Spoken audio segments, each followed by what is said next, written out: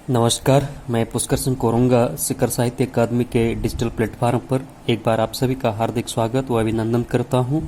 दोस्तों, जैसा कि आप घर पे सकुशल होंगे और कहीं ना कहीं जो है अपना और अपनों का ख्याल करते हुए अपनी स्टडी, अपना अध्ययन, अपना जो भी कार्य है उसको निरंतर व कंटिन्यू कर रहे होंगे। दोस्तों, आज एक महत्वपूर्ण टॉपिक पर मैं डिस्कस करने जा रहा हूं। डिस्कस करने से पहले जो है कुछ पंक्तियों से शुरू करते हैं। दोस्तों, सरफरोशी की तमन्ना अब हमारे दिल में है, देखना जोर कितना बाजुओं की तिल में है। जी हाँ दोस्तों, आज मैं बात कर रहा हूँ आज 28 सितंबर की अगर मैं बात करूँ तो शहीद भगत सिंह की जन्म जयंती है। दोस्तों, भगत सिंह का जन्म पंजाब प्रांत में लायपुर जिले के बंगा में 28 सितंबर 1907 को हुआ था और उनके पिता किशन सिंह और माता विद्यावती थीं। देखा जाए दोस्तों, भगत सिंह के पिता किशन सिंह, चाचा अजीत सिंह और स्वर्ण सिंह स्वतंत्रता सेनानी थे। भगत सिंह की पढ़ाई लाहौर के डीएवी हाई स्कूल में हुई थी। वहीं देखें दोस्तों, 13 अप्रैल 1919 को बैसाखी वाले दिन रॉलेट एक्ट के विरोधी में देशवासियों की जलियांवाला बाग में सभा हुई और ब्रिटिश जनरल डायर के क्रूर और दमनकारी आदेशों के चलते निहत्थे लोगों पर अंग्रेजी सैनिकों ने ताबड़तोड़ गोलियों की बारिश कर दी। इस अत्याचार ने देश भर में क्रांति की आग को और भड़का दिया और 12 साल के बाद भगत सिंह ने इस सामूहिक हत्याकांड का जो है गहरा असर पड़ा और दोस्तों उन्होंने जलियांवाला बाग के रक्त रंजित धरती की कसम खाई कि अंग्रेज सरकार के खिलाफ वह जो है आज़ादी के बुगुल फूकेंगे। दोस्तों, उन्होंने लाहौर नेशनल कॉलेज की पढ़ाई छोड़कर नौजवान भारत सभा की स्थापना कर डाली और भगत सिंह ने सुखदेव और राजगुरु के साथ मिलकर काकोरी कांड को अंजाम दिया और भगत सिंह ने राजगुरु के साथ मिलकर 17 दिसंबर 1928 को लाहौर में सहायक पुलिस अधीक्षक रहे अंग्रेज अफसर जेपी सैंडर्स को भी मारा था और दोस्तों इसमें चंद्रशेखर आज़ाद ने उनकी पूरी सहायता करी थी। दोस्तों देखें, अगर आगे हम देखें दोस्तों तो क्रांतिकारी के साथ बटुकेश्वर दत्त के साथ मिलकर भगत सिंह ने अलीपुर रोड दिल्ली स्थित ब्रिटिश भारत की तत्कालीन सेंट्रल असेंबली के सभागार में 8 अप्रैल 1929 को अंग्रेज सरकार को जगाने के लिए बम और पर्चे भी फेंके थे।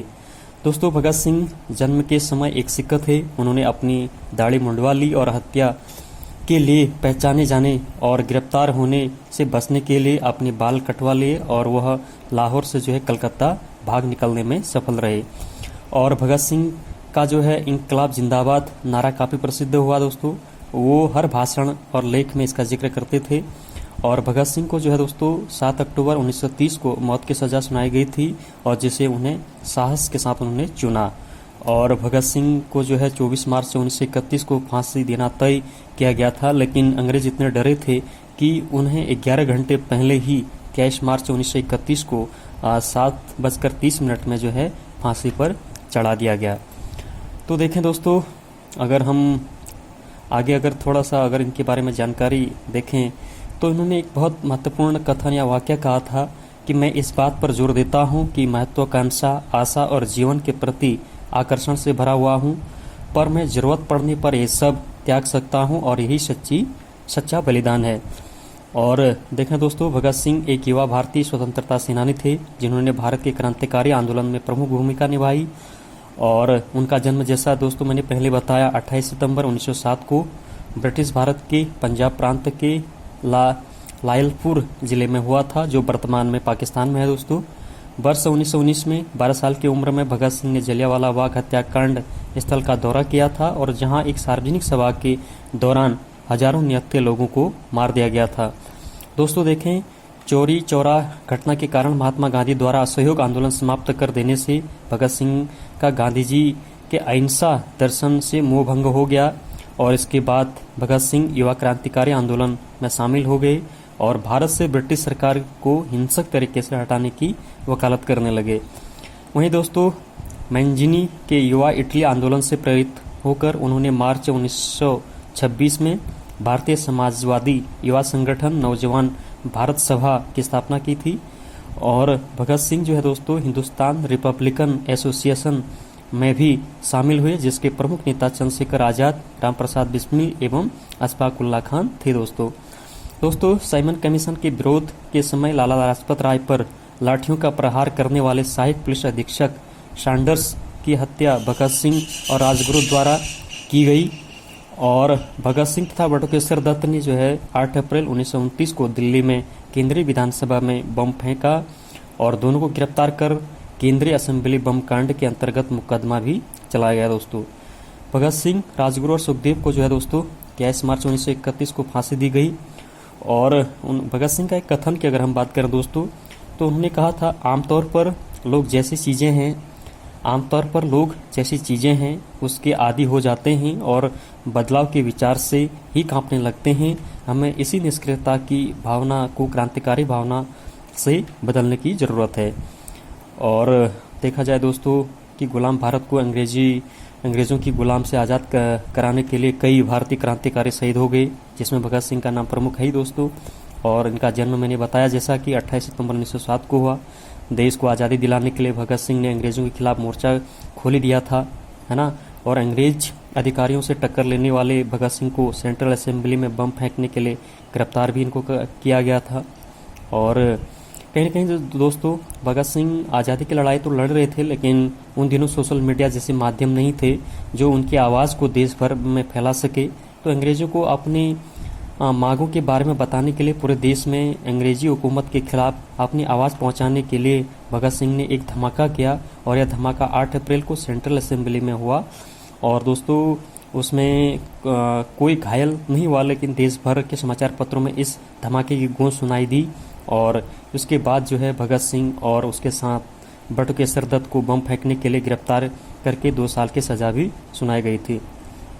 और देखें दोस्तों, सज़ा के दौरान जो है उनका आंदोलन, भगत सिंह जो है दोस्तों भगत सिंह जेल की सलाखों के पीछे जरूर बंद थे, लेकिन यहाँ से भी उनका आंदोलन जारी रहा। वह लेख लिखकर अपने विचार व्यक्त करते थे। हिंदी, पंजाबी, उर्दू, बंगला और अंग्रेजी के तो वो जानकार थे ही, और इसी का लाभ उठाकर उन्होंने देश में अपना संदेश पहुंचाने का प्रयास जारी रखा। अदालत की कार्यवाही के दौरान पत्रकार जब कोर्ट में होते तो भगत सिंह आज़ादी की मांग को लेकर ऐसी जोशीले बात कहते जो अगले दिन अखबारों के पहले पन्ने पर नजर आती थी दोस्तों, और हर नागरिक को एक खून की आज़ादी के लिए खोल उठता था कहीं न कहीं।